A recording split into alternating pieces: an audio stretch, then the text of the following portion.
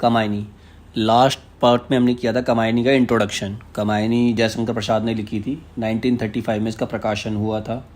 इसकी जो विषय वस्तु है वो शैव दर्शन से प्रभावित है, जिसमें प्रतिविज्ञा दर्शन इसका मूल है। प्रतिविज्ञा मतलब आत्मज्ञान, जिससे आनंद की प्राप्ति होती है। हमने पिछले पार्ट में बताया था कि इच्छा, कर्म और ज्ञान के सामंजस्य से आनंद की प्राप्ति होती है, जो कि रियल लाइफ में मिल पाना बड़ा मुश्किल है। फिर हमने पढ़ा था इसके अंदर 15 सर्ग हैं। 15 सर्ग कौन कौन से थे?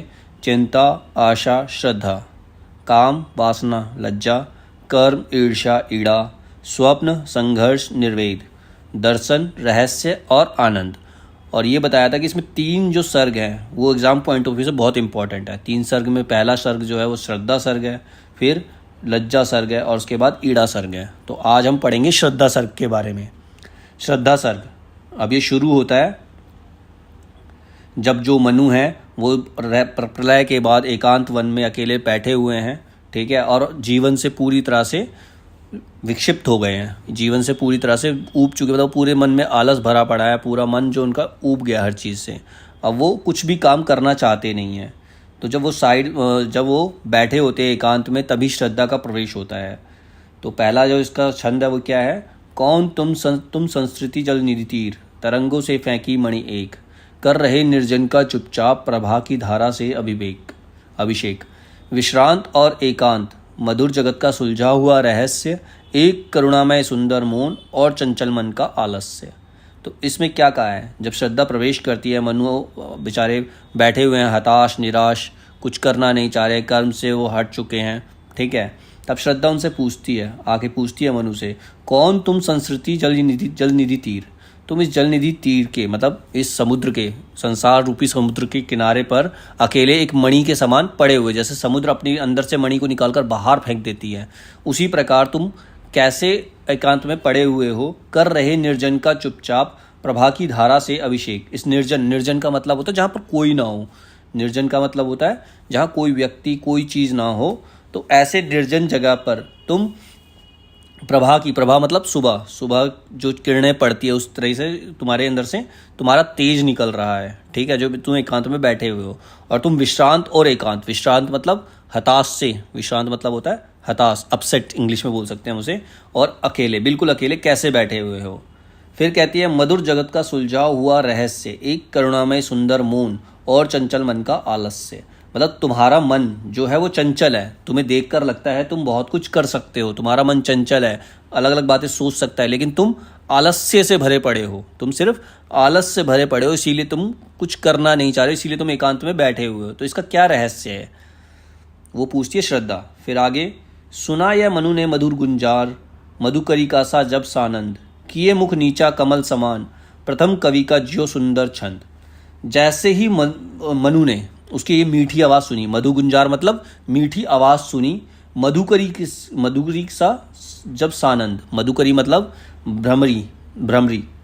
भ्रमरा होता है, वैसे ही भ्रमरी होती है। जैसे भ्रमरी के मीठे बोल से सब आनंदित हो जाता है, मन एकदम से खिल जाता है, उसी तरह से उसे उसकी आवाज़ सुनाई पड़ती है, उसी तरह से उसकी आवाज़ उसे प्रतीत होती है। श्रद्धा की आवाज़ उस प्रकार से प्रतीत होती है। किए मुख नीचा कमल समान, वो अपना मुंह कमल की तरह नीचे किए हुए बैठा हुआ था। किए मुख नीचा कमल समान, प्रथम कवि का जो सुंदर छंद, मतलब उससे उसकी आवाज़ ऐसे लगा जैसे कवि ने कोई बहुत सुंदर छंद उसके सामने बोल दिया हो। जब श्रद्धा ने आके उससे प्रश्न किया तो उसे ऐसा लगा किसी कवि ने बहुत सुंदर छंद उसे बोल दिया हो। एक छिटका सा लगा सहर्ष, निरखने लगे लूटे से कौन, उसे लगा कि उसके मन में अचानक से एक हर्ष की लहर, मतलब खुशी की लहर टूट पड़ी है, गा रहा है यह सुंदर गीत। ऐसे उसे ऐसा लग रहा है कि कोई उसके सामने सुंदर गीत गा रहा है। जैसे उसने श्रद्धा ने क्वेश्चन किया, उसे ऐसा लगा किसी ने सुंदर गीत गा दिया हो उसके सामने। कुतूहल रह सका ना मौन, कुतूहल मतलब एक्साइटमेंट होती है अंदर की। जैसे उसने आवाज़ सुनी, उसके अंदर एक एक्साइटमेंट सी आई, फिर वो चुप नहीं रह पाया, उसकी जो अंदर का मन जो है वो एकदम से बोल पड़ा। वो खुद नहीं बोला, उसका मन बोल पड़ा उसकी श्रद्धा की आवाज़ को सुन करके, एक्साइटमेंट के कारण। फिर कुतूहल रह सकाना, फिर मौन, उसका मन फिर मौन नहीं रह पाया। और देखा वह सुंदर दृश्य, नयन का इंद्रजाल अभिराम, कुसुम वैभव में लता समान, चंद्रिका से लिपटा घनश्याम। फिर जैसे ही उसने मुंह ऊपर किया, अपना सर उठाया, तो उसने देखा बहुत सुंदर दृश्य उसे दिखाई पड़ा, बहुत सुंदर दृश्य उसे दिखाई पड़ा, नयन का इंद्रजाल अभिराम, उसके सामने ऐसे जादू, इंद्रजाल मतलब एक जादू, उसे ऐसे लगा उसके सामने कोई जादू हो गया हो, जादू जादू से कोई बहुत ही सुंदर दृश्य उसके सामने आ गया हो। कुसुम वैभव में लता समान, कुसुम वैभव में मतलब लता होती है पौधे की डाली, फूल के पौधे की जो तना होता है, डाली होती है, उसको लता कहते हैं, पतली सी होती है वो, उसके ऊपर जैसे फूल लदे हो, मतलब फूलों से सजी हुई डाली, फूलों से सजी हुई डाली, उसको देखकर, नायिका को देखकर, श्रद्धा को देखकर उसे ऐसा लगा जैसे उसे फूलों से भरी हुई डाली दिखाई पड़ गई हो। चंद्रिका से लिपटा घनश्याम, घनश्याम होता है काले बादल, घनश्याम होता है काले बादल, उसे ऐसा लगा कि जो चांद है वो काले बादलों से लिपटा हुआ चांद उसके सामने आ गया हो, काले बादलों से लिपटा हुआ चांद उसके सामने, मतलब वो उस दृश्य को एक्सप्लेन करने की कोशिश कर रहा है। जैसे ही उसने मुंह ऊपर किया, उसके सामने एक जादू सा हो गया, एक जादू सा दृश्य, जादुई दृश्य उसके सामने आ गया। उसे ऐसा लगा जैसे फूलों से सजी हुई कली उसे दिखाई दे गई हो, या फिर काले बादलों से लिपटा एक चांद उसे नजर आ गया हो। ये उसने सिचुएशन को एक्सप्लेन किया। हृदय की अनुकृति बाहे उदार, एक लंबी काया उन्मुक्त, मधु पवन क्रीड़ित जो शिशुशाल, सुशोभित हो सौरभ संयुक्त। अब वो कहता है हृदय की अनुकृति बाहे उदार, मतलब जैसे उसका हृदय कोमल था, जो वो आके श्रद्धा बोली तो जो उसकी बात करने का तरीका था, मतलब उसके कोमल हृदय का प्रतीक है, मतलब उसका हृदय बहुत अच्छा है जिस तरीके से उसने बात की। तो जैसे उसका हृदय कोमल था, अच्छा था, वैसे ही वो बाहर से भी उतनी ही अच्छी दिखाई पड़ रही थी। एक लंबी काया उन्मुक्त, मतलब एक लंबी काया, एक लंबी स्त्री उसके सामने खड़ी है, एक लंबी सुंदरी उसके सामने खड़ी है, जो उन्मुक्त है, मतलब किसी का उस पर जोर नहीं है, उन्मुक्त मतलब किसी का उसके ऊपर जोर नहीं है, वो फ्री है, ठीक है।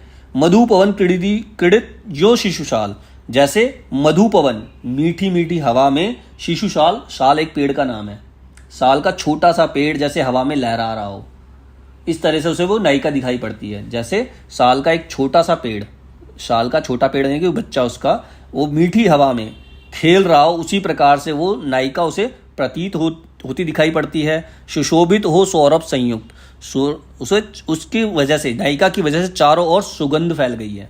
सौरभ हो संयुक्त, सौरभ मतलब सुगंध होता है, चारों तरफ, चारों जो दिशाएं हैं, पूरी हवा जो है वो सुगंध से भर गई है। किसकी वजह से? नायिका की वजह से, श्रद्धा की वजह से। फिर आगे, मृषण गांधार देश के नील, रोम वाले मेषों के चर्म, ढक रहे थे उसका वपुकांत, बन रहा था वह कोमल मर्म। मतलब वो जब नायिका उसके सामने आती है, अब उसके नायिका के कपड़ों के बारे में बता रहा है। नायिका के कपड़े किस तरीके के प्रतीत हो रहे हैं? जैसे गांधार देश में नीली खाल वाले भेड़, नीली खाल वाले भेड़, नीली खाल वाले भेड़ जो हैं, उनके खाल से बने हुए कपड़े उसके शरीर पर सज रहे थे, उसके शरीर को ढक रहे थे, नायिका के शरीर को ढक रहे थे नीली खाल वाले कपड़े, वो उसके शरीर का एक कवच के समान चांद पड़ रहे थे, ठीक है। मृषण गांधार देश के नील, रोम वाले मेषों के चर्म, मतलब वो भेड़ की जो चर्म है, खाल है, नीली खाल है, उससे बने हुए वस्त्रों से उसका जो वपुकांत, मतलब उसका जो शरीर है वो ढक रहा है, और ऐसा लग रहा है कि उसके ऊपर एक कोमल सा कवच बन गया हो, नायिका के शरीर पे कोमल सा कवच, वर्म मतलब होता है कवच, ठीक है। नील परिधान बीच सुकुमार, खुल रहा मृदुल अधखुला अंग। नील परिधान, परिधान मतलब वस्त्र होता है, ड्रेस, वस्त्र की बजाय हम ड्रेस भी बोल सकते हैं। नील परिधान, परिधान मतलब ड्रेस, जो उसने नीले रंग की ड्रेस पहनी है, नीले रंग का परिधान पहना हुआ है, उसमें से कुछ उसका शरीर, जो अंग जो ढका नहीं हुआ, अधखुला अंग मतलब जो शरीर ढका नहीं हुआ, वो एकदम से अच्छा प्रतीत हो रहा है, बहुत सुंदर दिखाई दे रहा है। खुल रहा मृदुल अधखुला अंग, जो अधखुला अंग है वो बहुत अच्छा प्रतीत हो रहा है, बहुत सुंदर प्रतीत हो रहा है। और वो कैसा प्रतीत हो रहा है? खिला हो जो बिजली का फूल, मेघ बन बीच गुलाबी रंग, मतलब जैसे काले बादलों के बीच में जब बिजली चमकती है तो एक अलग सा कलर दिखाई देता है ना, बिजली चमकती है तो एकदम सुंदर सा कलर अलग से दिखाई देता है। उसी तरह से उसने नीले कपड़े पहने हुए हैं, नीले कपड़े बादलों के समान है, और उसके अंदर जो बीच में जो उसका अंग ढका नहीं हुआ, जो दिखाई दे रहा है, वो बिजली की रोशनी के समान है। जो उसका अंग दिखाई दे रहा है वो बिजली की रोशनी के समान है। ये तो उसके अधखुले अंग का उसने बोला। उसके बाद, अह वह मुख पश्चिम के व्योम, बीच जब घिरते हो घनश्याम, जब पश्चिम की साइड सूरज डूबता है और उस टाइम मेघ, काले जो बादल हैं वो भी चारों तरफ दिखाई देते हैं, उसके बीच में जब सूरज की जो लालिमा होती है, जो केसरी रंग का सूरज डूबता हुआ नजर आता है, उसी प्रकार उसका मुख चमक रहा है। नायिका का मुख किस प्रकार चमक रहा है? जैसे पश्चिम में डूबता हुआ सूरज और उसके चारों तरफ बादल हो, इस तरीके से उसका मुख चमक रहा है, इसका मुख इस तरीके से दिखाई दे रहा है। अरुण रवि मंडल उसको भेद दिखाई देता हो छविधाम। छविधाम का मतलब होता है सौंदर्य का भंडार। उसके रूप को देखकर ऐसे लग रहा है जैसे उसके सामने पूरे सौंदर्य का भंडार खुल गया हो, खूबसूरती का भंडार उसके सामने खुल गया हो। या कि नव इंद्रनील लघु श्रृंग फोड़कर धधक रही हो कांत, एक लघु ज्वालामुखी अचेत माधवी रजनी के अश्रांत। अब कह रहा है अब वो उसका जो शरीर है, मतलब वो जो उसका जो रंग है, उसका वर्ण है, गौर वर्ण जो है वो ऐसा लग रहा है जैसे इंद्रनील लघु श्रृंग, मतलब नीले कलर के पहाड़, नीले रंग के छोटे छोटे पहाड़ों के बीच एक ज्वालामुखी फटा हो। ज्वालामुखी से जो लावा निकलता है, लावा का कलर बड़ा लाइट लाइट सा होता है ना, लावा का जो कलर होता है संतरी सा, गुलाब, केसरिया जैसा होता है। तो उस तरीके से वो नायिका का रूप देख के वो ऐसा अज्यूम कर रहा है कि जैसे पहाड़ों के बीच में लावा फटा हो, पहाड़ों के बीच में कोई ज्वालामुखी फटा है और उसके अंदर से वो लावा निकल रहा है। इस प्रकार नायिका का रूप वो एक्सप्लेन कर रहा है। ठीक है। माधवी रजनी में अश्रांत, मतलब इस तरह की जो माधवी मतलब बसंती, बसंती रात में उसका चैन, वो बेचैन हो गया, ऐसा रूप देखकर वो बेचैन हो गया हो। ठीक है, एकदम से उसको पाने के लिए बेचैन हो गया। घिर रहे थे घुंघराले बाल अंश अवलंबित मुख के पास, नील घन सावक से सुकुमार सुधा भरने को विधु के पास। कह रहा घिर रहे थे घुंघराले बाल, मतलब जो उसकी लटें थी, घुंघराले बालों की जो उसकी लटें जो उसके चेहरे पर गिर रही थी, घुंघराले बालों की लटें जो उसके चेहरे पर गिर रही थी, तो ऐसा लग रहा था कि नील घन काले बादलों के छोटे छोटे बालक, छोटे छोटे बच्चे, यानी कि छोटे छोटे बादल उसके गालों पर, उसके मुख को उसने चांद से कंपेयर किया, उसके मुख को चांद से कंपेयर किया, जैसे वो काले बादल चांद से अमृत लेने जा रहे हो, काले बादल जो है चांद से अमृत लेने जा रहे हो। उसी प्रकार से उसकी जो लटें थी, उसके जो घुंघराले बाल थे उसके गाल पर बिखरे हुए थे, उसके गाल पर बिखरे हुए थे। फिर है नित्य यौवन छवि से वह दीप्त, विश्व की करुण कामना मूर्ति, स्पर्श के आकर्षण से पूर्ण प्रकट करती जो जड़ में स्फूर्ति। कहता है नित्य यौवन छवि से दीप्त, मतलब वो पूरी जवानी से, नित्य यौवन से भरी पड़ी है वो। विश्व की करुण कामना मूर्ति, मतलब जैसे विश्व की जो पूरी करुण कामना है, अब विश्व क्या है, खत्म हो चुका है, उसकी करुण कामना क्या होगी, एक नया संसार बनाया जाए, एक नया संसार बनाया जाए। स्पर्श के आकर्षण से पूर्व प्रकट करती जो जड़ में स्फूर्ति, मतलब वो इतना आकर्षित करने वाली है, इतना आकर्षण है उसके अंदर, इतना अट्रैक्शन है उसके अंदर कि जो जड़ मतलब जिसके अंदर कोई जान नहीं है, निर्जीव है, निर्जीव में भी प्राण फूंक दे, निर्जीव में भी जान डाल दे, वो जड़ को भी चेतन कर सकती है। इतनी अट्रैक्शन है उसके अंदर, इतना आकर्षण है उसके अंदर।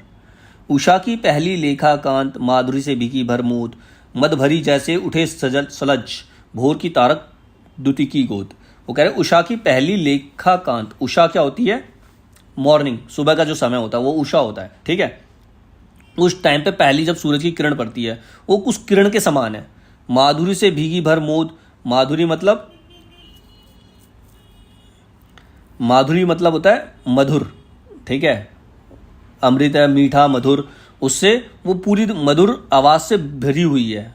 ठीक है, मद भरी जैसे उठे सलज, मद भरी मतलब मद का मतलब होता है नशा, मतलब उसे देखकर किसी को भी नशा हो जाए। भोर की दारक दुति की गोद, मतलब सुबह सुबह ऐसा है कि वो तारों की गोद से निकल कर आई है, तारों की गोद से सुबह सुबह निकल कर आई है। कहा मधु ने नव धरणी बीच, बना जीवन रहस्य निरूपाय, एक उल्का सा जलता भ्रांत, शून्य में फिरता हूं असहाय। अब मनु कहता है, ये तो वो सोच रहा था, ये सब वो बोल नहीं रहा था, मन में उसको देखकर एज्यूम कर रहा था, मन में देखकर ये एज्यूम कर रहा था वो। अब मनु बोलता है, कहा मनु ने नभ धरणी बीच, बना जीवन रहस्य निरूपाय। नभ और धरणी, नभ मतलब आकाश, धरणी मतलब धरती, आकाश और धरती के बीच में उसका जो रहस्य, उसका जो जीवन है एक रहस्य बन गया है। उसके पास कोई उपाय नहीं है, उस जीवन का क्या करे, उसके पास कोई उपाय नहीं है, उस जीवन का क्या करे। एक उल्का सा जलता भ्रांत, उल्का मतलब ज्वालामुखी, मतलब उसके अंदर एक ज्वालामुखी सी जल रही है। ठीक है, उसके अंदर ज्वालामुखी सी जल रही है। शून्य में फिरता हूं असहाय, शून्य मतलब अंधेरे में, एकांत में, असहाय, कोई साथ देने वाला नहीं है, मैं बिल्कुल अकेला ऐसे ही भटक रहा हूं। शैल निर्झर ना बना हतभाग्य, गल नहीं सका हो जो कि हिमखंड, दौड़कर मिला ना जल निधि अंक, आ वैसा ही हूं पाखंड। कहता शैल निर्झर सा बना हतभाग्य, शैल निर्झर मतलब, शैल मतलब पहाड़, मैं पहाड़ की चट्टान जैसा बन गया हूँ, मेरा कोई भाग्य नहीं बचा है, मेरा भाग्य बहुत खराब है। ऐसा लगता है कि एक हिमखंड जो गला नहीं, एक हिमखंड बर्फ का टुकड़ा जो गल कर किसी समुद्र में जाकर नहीं मिल पाया, एक हिम का टुकड़ा जो समुद्र में जाकर नहीं मिल पाया, वो अकेला कहीं पर पड़ा हुआ है, मैं उसी समान हूँ। मेरा जीवन एक पाखंड है, मैं वैसा ही पाखंड बनकर रह गया हूँ, मेरे जीवन का कोई मतलब नहीं रह गया है। कहने का मतलब ये है, अभी भी उसके अंदर हताशा ही है। वो ये कहता है श्रद्धा को, मनु। पहेली सा जीवन है व्यस्त, उसे सुलझाने का अभिमान, बताता है विस्मित का मार्ग, चल रहा हूं बनकर अनजान।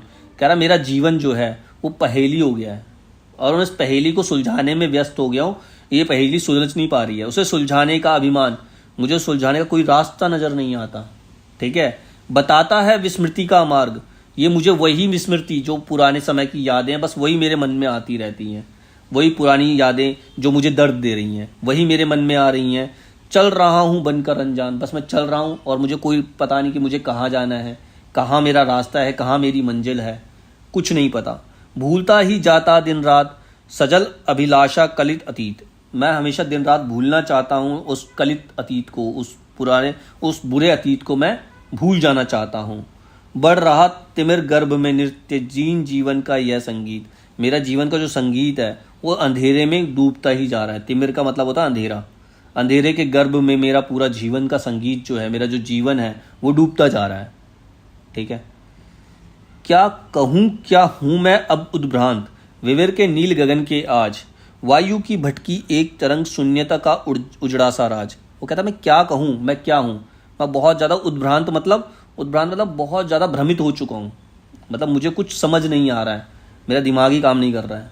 विविर में नील गगन की आज, ऐसा लग रहा है, विविर मतलब होता है खाली, विविर का मतलब होता है खाली, पूरे खाली आकाश के अंदर, पूरे खाली आकाश के अंदर जैसे एक वायु भटक गई हो, हवा जैसे भटक गई, उसे नहीं पता किस ओर चलना है, उस भटकी हुई वायु की एक तरंग की तरह हूं मैं, उस भटकी हुई वायु की एक तरंग की तरह हूं।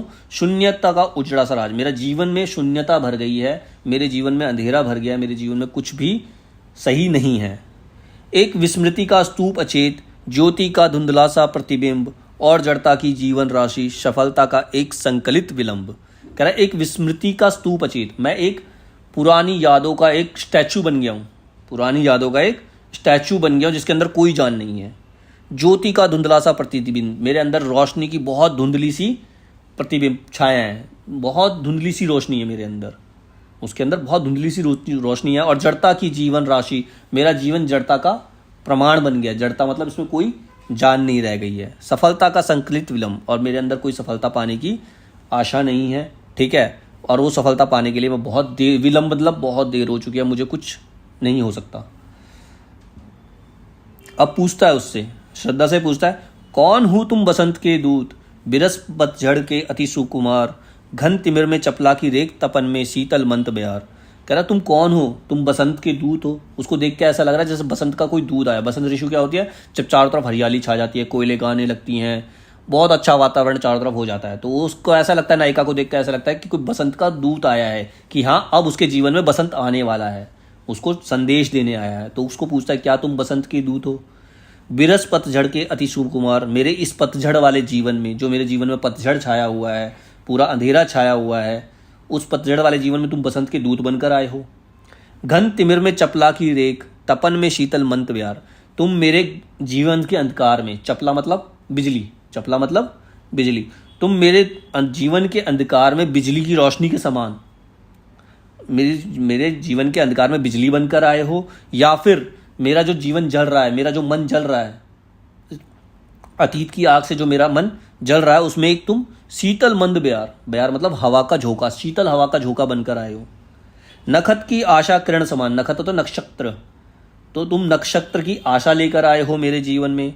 हृदय के कोमल कवि के कांत, या फिर कवि की कोई कोमल, मतलब कवि के हृदय से निकली कोई कोमल लाइन बनकर, कोमल कविता बनकर आए हो।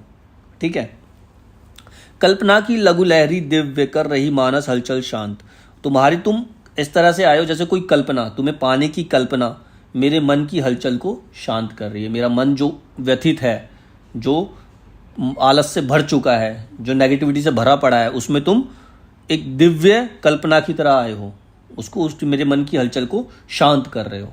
तो ये श्रद्धा के को देखकर, वो इस श्रद्धा को देखकर ये उसको श्रद्धा को बता रहा है। फिर श्रद्धा कहती है, तपस्वी क्यों इतने हो क्लांत, वेदना का यह कैसा वेग, आह तुम कितने अधिक हताश, बताओ यह कैसा उद्वेग। वो कहती तपस्वी, तपस्वी इसलिए कह रही है क्योंकि वो जीवन से विरक्त हो चुका है, वो जीवन छोड़ छाड़ के जाना चाहता है, इसलिए तपस्वी कह रही है। कह रही हे तपस्वी, तुम इतने क्लांत क्यों हो, इतने दुखी क्यों हो, तुम्हारे अंदर ये वेदना का वेग कैसा है, तुम्हारे अंदर इतना दर्द क्यों है, तुम कितने अधिक हताश क्यों हो गए हो, इतने हताश क्यों हो जीवन से, और ये बताओ ये उद्वेग, ये भारी उद्वेग तुम्हारे मन में कैसे आ रहा है, क्यों आ रहा है।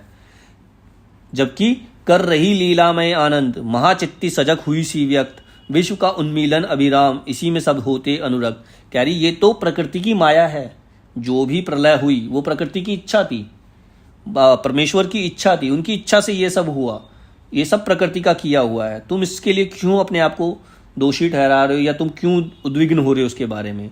यह तो विश्व की, ये विश्व का ये महाचित्ती मतलब ये ईश्वर की माया है, इसमें सब अनुरक्त हैं, इसमें सबको मिलना ही पड़ता है। ईश्वर की माया के आगे कोई जा नहीं सकता, तुम सिर्फ इसके अंदर कर्म कर सकते हो। काम मंडल से मंडित श्रेय, स्वर्ग इच्छा का है परिणाम, तिरस्कृत कर उसको तुम भूल, बनाते हो असफल भम धाम। तुम्हें सिर्फ कर्म करना चाहिए, ये प्रकृति का किया हुआ है, इसमें तुम कुछ नहीं कर सकते, तुम्हें कर्म करना चाहिए। तुम अगर उस कर्म को तिरस्कृत करके, उस कर्म को छोड़कर उस कर्म को भूल जाते हो, तो इसका मतलब तुम अपना जीवन असफल बना रहे हो। सर्ग इच्छा का है परिणाम, तिरस्कृत कर उसको तुम भूल। अगर तुम अपने कर्म को भूल रहे हो, ईश्वर की माया को तिरस्कृत कर रहे हो, तो इसका मतलब तुम अपने जीवन को असफल बना रहे हो। ठीक है, प्रकृति के आगे कोई कुछ नहीं कर सकता, ये सब प्रकृति की माया है।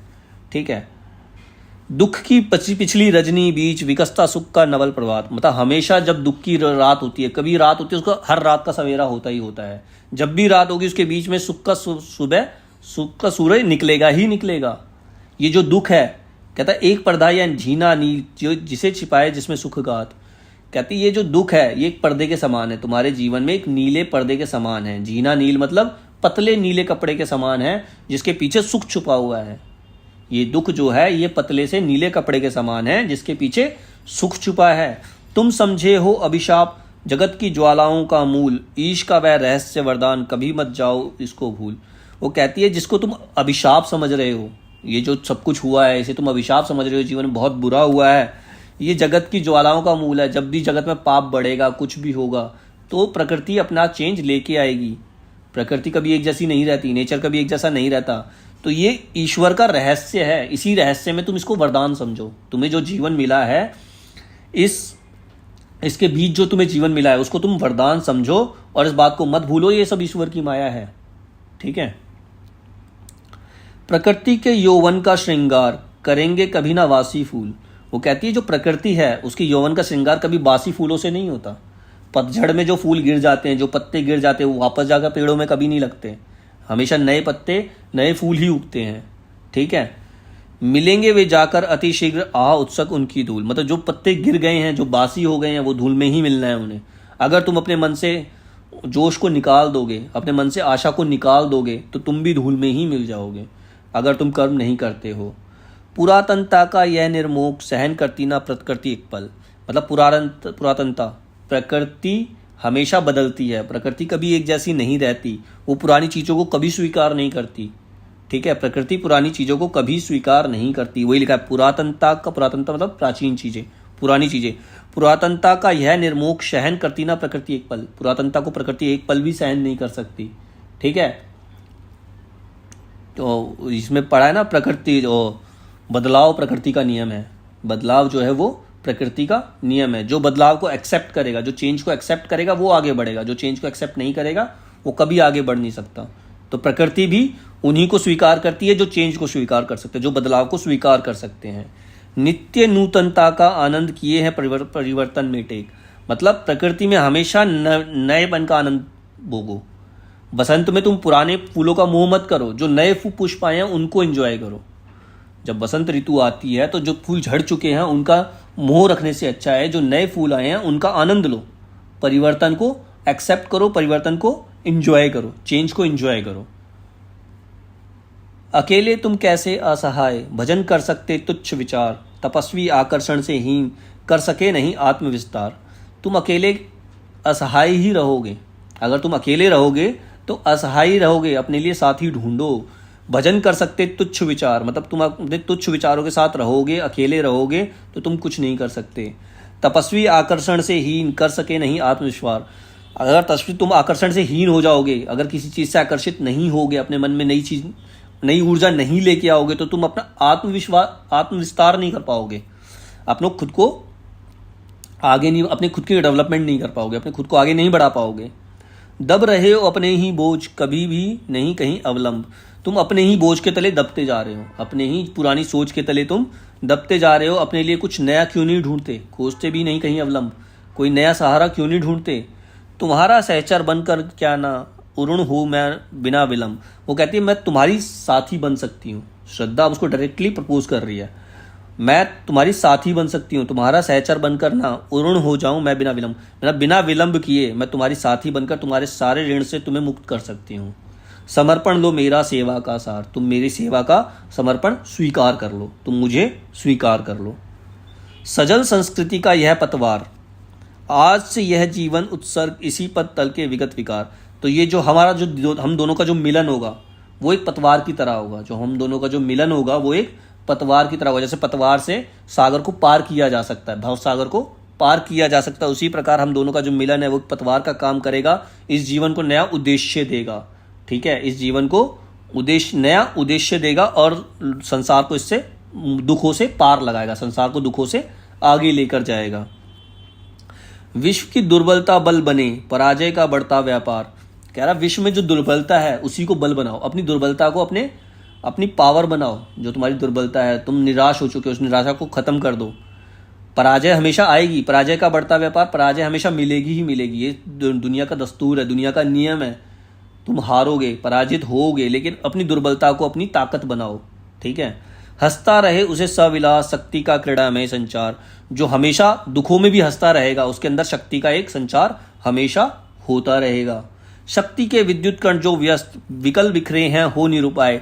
तुम्हारी जो शक्ति के कण हैं जो अलग अलग हो गए हैं, तुम्हारे अंदर बहुत सारी ऊर्जा है, तुम्हारे अंदर बहुत सारी ताकत है, ठीक है, बहुत सारी पॉजिटिव चीजें जो बिखर गई हैं, तो उनको इकट्ठा करो, उनको इकट्ठा करो। जो बिना वजह इधर उधर बिखरी हुई हैं, जो बिना वजह तुम अपनी एनर्जी को वेस्ट कर रहे हो, उसको इकट्ठा करो और उसको विजयनी मानवता हो जाए। अगर तुम उसको इकट्ठा करके कर्म करोगे तो मानवता की विजय होगी, तुम्हारी विजय होगी, तुम आगे बढ़ोगे।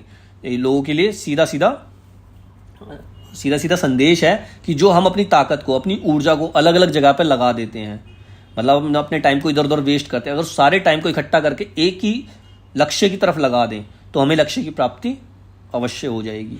समन्वय मतलब उस सारी चीज़ों को, सारे जो परिश्रम है हमारी, सारी जो ऊर्जा है, सारे काम है, उनको एकत्रित करके एक ही लक्ष्य की ओर ले जाओ तो हमें अपना लक्ष्य अवश्य मिलेगा। तो वो यही कह रही है, तुम्हारी जो जितनी भी शक्ति है जो निरुपाय बेकार में इधर उधर बिखरी पड़ी है, उसको इकट्ठा करो ताकि मानवता की विजय हो।